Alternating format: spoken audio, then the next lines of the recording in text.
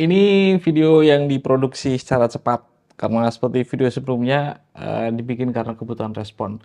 Semalam itu saya menonton video Gosani Farhan yang membacakan surat terbuka Kiai Imaduddin untuk Mahdi Rojai.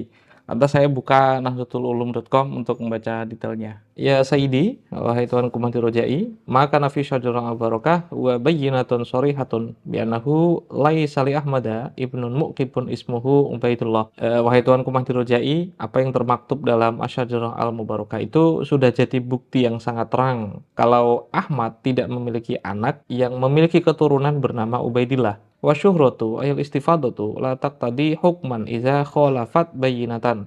Dan syuhro dan istifadah itu tidak berarti apa-apa ketika bertentangan dengan bayinah itu. Wahya kama fi surah Ataliyah. Ini analogi yang unik dari Kiai Mat. Karena Zaidun yantaqilu ila qaryatin jadidatin hamilan sobiyatan minatabanni. Jadi Zaid berpindah ke dusun yang baru membawa seorang anak perempuan hasil adopsi. Aqarraha annaha bintuhu min sulbihi, tsumma ishtahara bainan nasi annaha bintuhu. Kemudian kemudian Zaid ini mengklaim bahwa anak adopsi ini adalah anak biologisnya.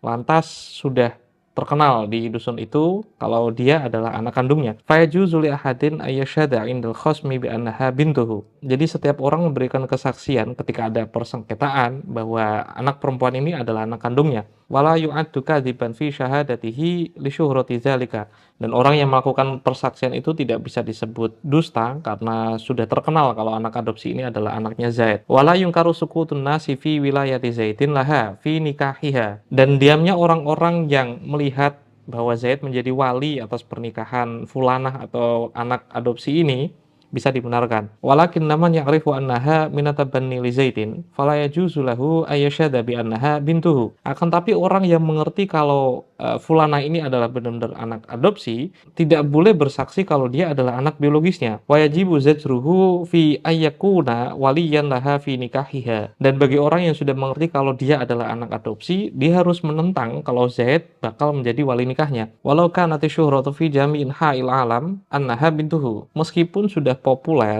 kalau anak perempuan ini adalah anak kandungnya. Dan inilah yang lucu. Saya itu belum sekalipun melihat Kiai Imad melakukan kritik sumber atas argumennya sendiri. Jika Kiai Imad melakukan uji kritik, biasanya ditujukan dan hanya ditujukan kepada argumen orang yang menyebutkan Ahmad Al-Muhajir punya anak bernama Abdullah. Kenapa Kiai Imad perlu mengkritik sumbernya sendiri? Ya karena sejak awal beliau mengatakan kajiannya adalah kritik historis. Kritik historis mana yang tidak melakukan kajian kritik untuk penemuannya? Oh mungkin Kiai Imad sudah melakukannya, jadi tidak perlu dipublikasi. Kritik macam apa yang dilakukan Kiai Imad? Lawang beliau itu jelas ngomong, Asyajarah Al-Barakah mengatakan si Fulan anaknya 3. Maka anaknya ya 3 itu tadi. Ini bukannya kajian historis, tapi ini taklid. Jadi gini. Asyajarah Al-Barakah itu kan kitab historis. Ditulis oleh orang di masa lalu dan berisi nama-nama orang di masa lalu. Jika membacanya secara harfiah sesuai apa isinya begitu saja, tentu itu bukan sikap seseorang yang mengaku sedang melakukan kajian historis.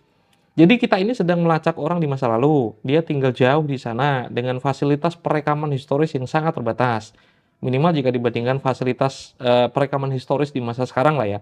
Jangankan foto hitam, bahan untuk menuliskan suatu peristiwa saja masih sangat terbatas. Nah, sudahkah Kiai Imad berpikir sampai ke sana? Saat Kiai Imad mengatakan Zaid pergi ke dusun baru membawa anak perempuan hasil adopsi yang diakui sebagai anak biologisnya, saya itu tidak melihat Kiai Imad melakukan kritik historis, paling tidak pada argumennya. Tapi beliau ini memperkuat kesimpulan yang sudah ia dapati sejak awal. Bagi saya ini bukan sikap seorang peneliti. Peneliti itu diantarkan sumber bacaan dan penelitiannya kepada kesimpulan, bukannya sebaliknya. Kenapa saya melihat Kiai Imad seperti itu? Karena beliau cuma mengambil satu-satunya pendapat dari ulama ashab, tidak melakukan kritik historis terhadapnya, kemudian memastikan itu sebagai dalil qot'i yang tidak bisa diganggu-gugat. Jadi logikanya kan begini, kenapa anak perempuan yang dibawa Zaid di kampung itu diklaim sebagai anak adopsi? Karena Asyajarah Al-Barakah mengatakan Zaid tidak memiliki anak biologis. Pertanyaannya, seberapa akurat informasi itu? Apakah benar kitab itu mendapatkan informasi yang tepat? Seberapa luas informasi yang ia sajikan di dalam kitabnya? Apakah meliputi dusun baru yang didatangi Zaid? Siapa tahu Zaid menikah di luar jangkauan penulis Asyajarah Al-Barakah tadi dan tidak mengetahuinya. Dan ternyata anak perempuan yang ia bawa di dusun itu benar-benar anak biologisnya. Semua itu masih mungkin. Loh, Muhaqqiq kitab itu bilang, jika Fakhruddin mengatakan Umar tidak memiliki anak kecuali satu orang, itu artinya sudah qot'i dan sudah pasti. Gini loh, dan ini untuk semua orang yang mendukung kajian Kiai Umat sebagai kajian ilmiah ya. Ketika Asadurrahman Barokah mengatakan Umar tidak memiliki anak kecuali satu orang, ternyata informasi yang sezama dengan Fakhruddin mengatakan Umar ini anaknya tiga. Dan tiga anaknya ini berketurunan. Hingga ulama nasab setelah Fakhrul Razi bertemu keturunan mereka secara langsung. Kenapa saya tahu? Ya karena sudah melakukan uji sampel pada Syajarah Al-Barakah. Saya mengambil 10 lembar secara acak di kitab itu. Dari masing-masing lembar itu saya tulis 10 nama. Jadi saya mengantongi 100 nama nih. 100 nama ini saya uji dengan kitab sebelum Fakhrul Razi, sezaman dengan Fakhrul Razi, dan sesudah Fakhrul Razi. Coba lakukan hal yang sama jika Anda tidak percaya. Silakan ambil 100 nama acak di Asadurrahman Al-Barakah dan lakukan seperti saya. Hasilnya, jika hitungan statistik saya benar, Anda akan mendapati 7-21 nama dalam Asyajarah itu bermasalah. Saya bukannya ragu dengan kitab Asyajarah Al-Barakah. Saya cuma khawatir Kiai Imad memakai informasi yang tidak lengkap dan beliau tidak menyadarinya. Lantas, benarkah Abdullah ini sunyi selama 550 tahun? Ya tidak, karena ada dokumen dari komunitas muhaditsin yang saklek untuk urusan sanad dan matan, titimangsanya pada tahun 589 Hijriah, yang mengkonfirmasi dua sampel nama keturunan Abdullah dari jalur Jadid yang wafat sebelum Fakhrul Razi lahir, dan tiga nama dari jalur Alawi yang sezaman atau setelah Fakhrul Razi meninggal. Fakhrul Razi tidak mencatat nama-nama itu di dalam Asyajarah Al-Barakah ya karena memang letak geografisnya tidak terjangkau sampai padanya. Kenapa? Silakan kembali ke 100 nama acak dalam Asyajarah Al-Barakah tadi yang telah Anda kumpulkan dan tulis di mana saja wilayah 100 nama itu tinggal. Nah, tulis saja di Excel atau di Microsoft Word. Jika saya tidak keliru, nggak ada satupun yang tinggal di selatan Madinah. Kalaupun ada yang tinggal di Madinah, nama itu tidak didapatkan Fakhrul Razi secara langsung, tapi telah disebutkan sebelumnya oleh Al-Ubaidili, Al-Umari, atau Ibnu Tubatuba, yang tidak lain adalah ulama nasab sebelum Fakhrul Razi sekitar 200 tahun. Melacak Abdullah dari satu kitab tunggal itu keliru, karena sumber historis itu tidak hanya itu. Benarkah sampel-sampel nama itu keturunan Abdullah? Jangan-jangan itu cuma klaim kalau mereka adalah keturunan Abdullah. Kan tidak ada informasi kalau Ahmad Al-Muhajir punya anak bernama Abdullah. Ingat, kita tidak pernah tinggal bersama mereka dan tidak pernah hidup sezaman dengan mereka. Kita hidup di masa sekarang yang hanya mendapatkan informasi sedikit dari masa lalu yang diproduksi dari manuskrip-manuskrip tua. Tepat di sinilah kita memakai syuruh wastifadoh di masa lalu. Nah, bagaimana caranya? Begini, Sirrus Silsilah Al-Alawiyah yang ditulis oleh Al-Bukhari tidak pernah menyebutkan anak Isa Ar-Rumi selain Husain. Silakan cek, saya sudah pastikan kalau kitab ini hanya menyebutkan Husain sebagai satu-satunya anak Isa Ar-Rumi. Dia hidup sezaman dengan Isa Ar-Rumi loh. Kenapa tidak sampai menyebut nama lain selain Husain? Apakah dia tidak tahu? Nah, itu perkara lain yang butuh penjelasan yang rumit ya. Tapi coba geser ke kitab Tahdzibul Ansab karya Al-Ubaidili. Jarak wafat penulis ini dengan Isa Ar-Rumi sekitar 145 tahun. Dari mana Al-Ubaidili bisa menyebut Ahmad Al-Muhajir sebagai anak dari Isa Ar-Rumi, padahal informasi paling awal cuma menyebut Husain sebagai satu-satunya anak Isa Ar-Rumi. Ya karena ia sezaman dengan cicitnya yang bernama Muhammad Abu Ja'far yang buta. Sebelumnya ia tinggal di Roy, kemudian mudik ke Basrah, wafat di sana, dan Al-Ubaidili menyaksikan wafatnya. Dan Abu Ja'far yang buta ini punya saudara di Iran. Al-Ubaidili memakai syuhroh istifadoh untuk mengisbatkan Abu Ja'far kepada Rasulullah.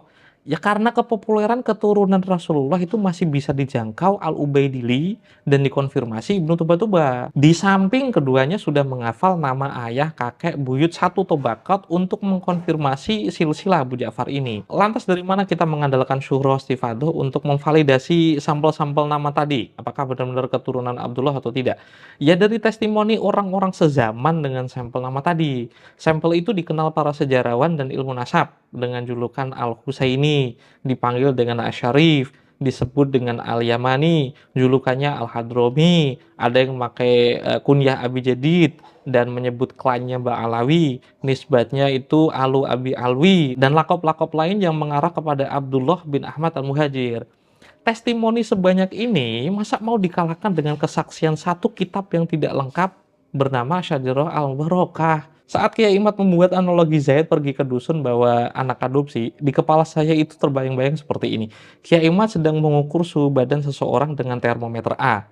Termometer A ini dibuat oleh muhakik yang berkata, jika ia menunjukkan angka 37, maka suhu tubuh Anda adalah 37 derajat. Jika Kiai Imad adalah peneliti yang jitu, bukan pasien ya, kalau pasien saya tidak bahas. Jika Kiai Imad adalah peneliti yang jitu, ia akan mengambil termometer jenis lain atau dari merek lain untuk mengukur suhu badan orang yang sama. Untuk apa? Untuk memastikan apakah termometer A ini akurat atau tidak. Ya karena saya sudah melakukannya. Saya sudah mencoba termometer B, termometer C, termometer D. Ternyata suhu badan orang ini 33 derajat dan dia baik-baik saja. Beda dengan termometer A yang mengindikasikan ia demam. Jadi apa yang dipikirkan Kiai Imad ketika masih kekeh memakai termometer A, melacak orang di masa lalu itu tricky ya kawan-kawan. Cukup rumit. Tidak semudah mengakses kitab di Maktabah Syamilah, lantas menganulir silsilah orang. Nah, apakah Ubaidillah adalah benar-benar Abdullah bin Ahmad Al-Muhajir? Bagaimana cara mengetahuinya? Ya kita bahas di video lain. Saya Rumah Labas, ini Pak Manjangantor, sampai jumpa.